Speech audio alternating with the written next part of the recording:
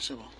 mbokk yi ñu ngi leen di nuyu mbokk yi ñu ngi leen di nuyu man la seen rakk seen doom seen mbokk seen député seen ndaw Guy Marius Sagna donc ñëwoon fii tey Tëngéej pour def campagne électorale fii ci Tëngéej ak patriotes yi waaye gis ngeen dañoo egsi rek auto police yi wër ñu. Voilà, autopolice yi wër ñu et comme d'habitude defoon nañ ko parcelle ñu dem parcelle ñu téye ñu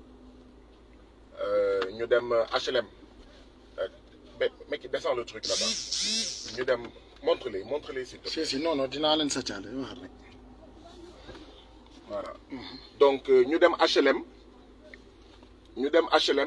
marché HLM gis ngeen ñu distribuer spécimen Diomaye président ndaxte ci jamono campagne la ñu nekk tey ñu waxoon ne dañuy ñëw fii appel à Assane et dis-leur de venir ici c'est tout et en fait ñu ñëw fii Tëngéej balaay Tëngéej ñu demoon HLM bi ñu demee HLM gis ngeen police bëggoon nañ ñu arrêté et ñu lànk ne leen dañoo nekk ci jamono campagne électorale et kenn duñu tere def campagne électorale lu dul conseil constitutionnel atte li nga xam ne moom la député Yewwi Askan Wi déposé ci kanamu conseil constitutionnel pour wane ni lii député APR yi député Macky Sall yi wax loi bi ñu voté loi boobu loi bu baax la loolu rek mooy mun tax du ñu def campagne électorale mais en attendant recours bi député Yewwi Askan Wi yi def ci conseil constitutionnel c'est suspensif maanaam dañoo delluwaat ci jamono campagne électorale kenn duñu tere campagne électorale donc lii police su maanaam Tëngéej di def baare suñu ginnaaw oto ak suñu kanam oto gis ngeen oto bii moo jàkkaarloog suñu oto ci ginnaaw mu am beneen oto police ci ginnaaw mu am beneen auto police ñu ngi fii ak seen ngànnaay bi ñu bloqué mais duñu campagne bon du dëgg du yoon c'est un ordre manifestement illégal moo tax mbokk yi nañu focus ñii di waxu dialogue ba pare di def lii dialogue taxu leen jóg dialogue taxu leen jóg li leen tax a jóg mooy ñuy waxtaanee leneen lu dul coup d'état constitutionnel putsch bi nga xam ne président Macky Sall da ko bëgg a def ñu fàtte coup d'état constitutionnel boobu bu ñu fàtte benn coup d'état constitutionnel ñetteelu auto police egsi na waaye suñu yoon newu ci na armée yëpp ñëw na gendarmerie yëpp ñëw faale wuñu cet ordre manifestement illégal campagne électorale ci lañ nekk dañuy joxe distribution dañuy joxe suñu spécimen ngir askanu Sénégal xàmmee ràññee li nga xam ne mooy suñu bulletin di bulletin Diomaye président donc ñuy profité di lancer appel askanu Sénégal yëpp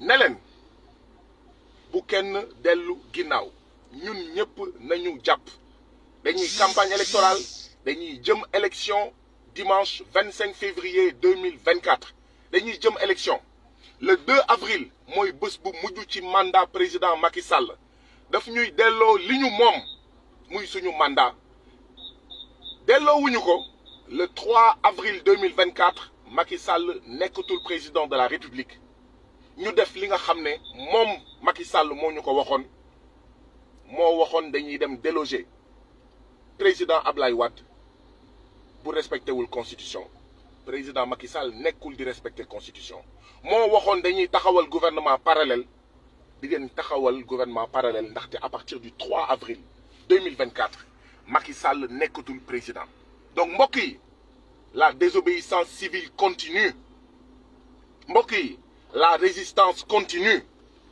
mbokk yi fii Sénégal la tudd démocratie la république la ma leen di fàttali ne ñu ngi fii Tëngéej police su Macky Sall police bi nekk fii ci Tëngéej bloqué ñu ci kanam bloqué ñu ci ginnaaw te du dëgg du yoon du dëgg du yoon policier yaa ngi fii policier yaa ngi nii ñu sol seeni kagul d'accord te képp kuy sol kagul di dem seeti ay citoyen yow naroo lu baax yow naroo lu bon ñun nag dañuy résister ñun nag dañuy campagne ñun nag dañuy jëm élection ñun nag 2 avril mooy bés bu mujj ci président Macky Sall lépp lu muy def bu yóbboo na profito ci fan yu mujj yi ko dese ci boppu Sénégal te fan yooyu di jeex le 2 avril 2024 citoyens yëpp fu ñu munti nekk fii ci Sénégal 14 régions 46 départements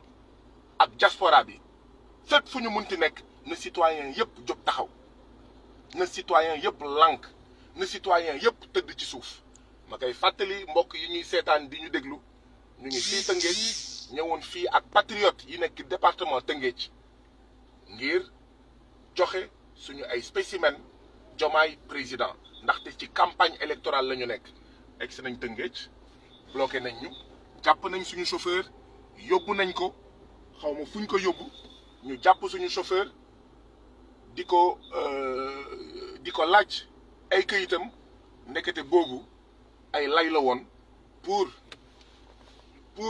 ñu téye ñu fii le temps que renfort yi agsi loolu mooy lu am fii Tëngéej mooy lu bees ñu koy ñaawlu ba fu ñaawlu yem di wax ne kuy woote dialogue doo doxalee nii kuy woote dialogue doo doxalee nii kuy woote jàmm doo doxalee nii kuy woote xawma pacification doo doxalee nii léegi nag ñun ñu ngi fii suñu oto dañoo bougé wul dañoo génnul ci oto bi ñuy xaar nag ñoom lu ñu bëgg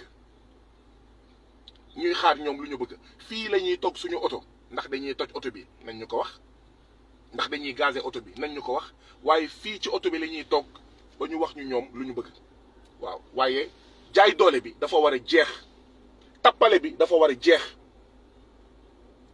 ray temps pour président Macky Sall gën fee yàgg xool à quelle sauce il va nous manger loolu dafa war a jeex donc nous sommes ici dans le département de Rufisque nous sommes ici dans le département de Rufisque où nous sommes venus prêter main forte aux patriotes du département de Rufisque dans le cadre de la campagne électorale en vue de l'élection présidentielle du dimanche 25 février 2024. Nous sommes venus prêter main forte aux patriotes de Rufisque, ici au Sénégal, pour distribuer les spécimens de notre candidat, Bassirou Diomaye Diakhar Faye, choisi par le président Ousmane Sonko et Pastef, dans la perspective de l'élection présidentielle du dimanche 25 février 2024. Eh bien, arrivé ici à Rufisque, vous avez vu les images. Il y a une voiture de police devant notre voiture. Il y a une voiture de police derrière notre voiture. Nous sommes encerclés. Ils ont arrêté notre chauffeur. Nous sommes ici dans notre voiture, bloqués, encerclés par la police. Et ça, c'est tout simplement illégal. C'est illégal parce que nous avons le droit de battre campagne, de faire campagne électorale. C'est illégal parce qu'il y a eu un recours qui a été déposé au niveau du Conseil constitutionnel du Sénégal pour dénoncer la loi votée à l'Assemblée nationale, qui est une loi anticonstitutionnelle, qui est une loi contraire à la Constitution, qui en fait consacre un coup d'État du président Macky Sall. Et donc, ce recours que nous avons déposé au niveau du Conseil constitutionnel suspend la loi anticonstitutionnelle qui a été votée à l'Assemblée nationale. Elle suspend le décret illégal et illégitime du président Macky Sall renvoyant le corps électoral qui avait été convoqué. Mais je rappelle qu'en plus, le décret qui fixe l'élection présidentielle au 25 février 2024 n'a pas été rapporté, n'a pas été annulé. Et donc, nous sommes encore en campagne électorale et tous les candidats, toutes les coalitions de candidats ont le droit de battre campagne actuellement. Et c'est ce que nous sommes venus faire aujourd'hui à Rufisque après l'avoir fait au marché HLM, après l'avoir fait aux parcelles.